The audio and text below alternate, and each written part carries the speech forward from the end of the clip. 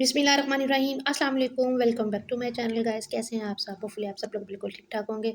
तो जनाब यहाँ पे आपको आलू गोश्त की रेसिपी जो है ना ज़बरदस्त सी बनाना सिखा रही हूँ कि बिल्कुल भी आपके शोरबे में जो है ना वो प्याज़ और टमाटर नहीं तैर रहे होंगे। बहुत अच्छी सी ग्रेवी बनाना सिखाऊँगी और साथ में जो है ना वो आपको सालन बनाना सिखाऊँगी इसका। तो सबसे पहले आपने थोड़ा-सा प्याज़ को सॉफ्ट करने के बाद इसके अंदर आपने चॉप किया हुआ लहसुन अदरक का पेस्ट ऐड कर देना है। फ्रेश लहसुन अदरक का पेस्ट आपने यूज़ करना है यहाँ पे। और थोड़ा-सा लहसुन अदरक को भूनने के बाद जो है ना वो आपने इसके अंदर जो है वो फिर बारीक कट किए हुए टमाटर ऐड कर देने हैं।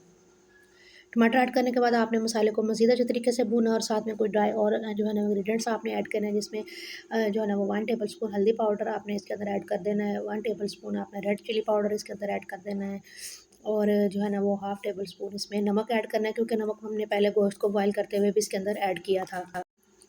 और ये देखें ये बीफ है मेरे पास जिसको मैंने जस्ट थोड़ा-सा नमक डालने के बाद ना इसको अच्छे से गला लिया था, ठीक है? और यहाँ पे देखिए हमारा मसाला बिल्कुल अच्छे तरीके से रेडी हो चुका है। इसमें अब हमने बॉयल किया हुआ जो बीफ है ना वो इसके अंदर ऐड कर देना है हमने।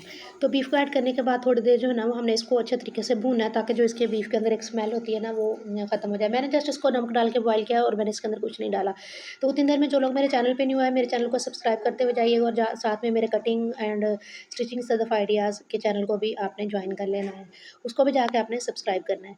और साथ में मैंने बारीक कट किए हुए 2 जो है ना वो आलू इसके अंदर ऐड कर दिए हैं।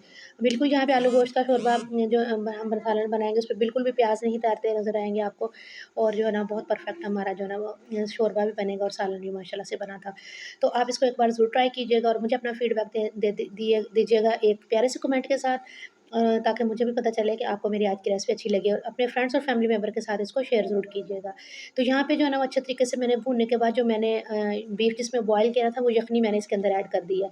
साथ में अगर आप थोड़ा-सा पानी और डालना चाहें तो आप वो भी इसमें अंदर डाल के तो आप इसको पकने के लिए छोड़ दें। तकरीबन 10 से 15 मिनट आप इसको पकाएँ, उसके बाद मैं आपके साथ इसकी फाइनल लुक शेयर करती हूँ और इसको हम लोग डिश आउट करते हैं।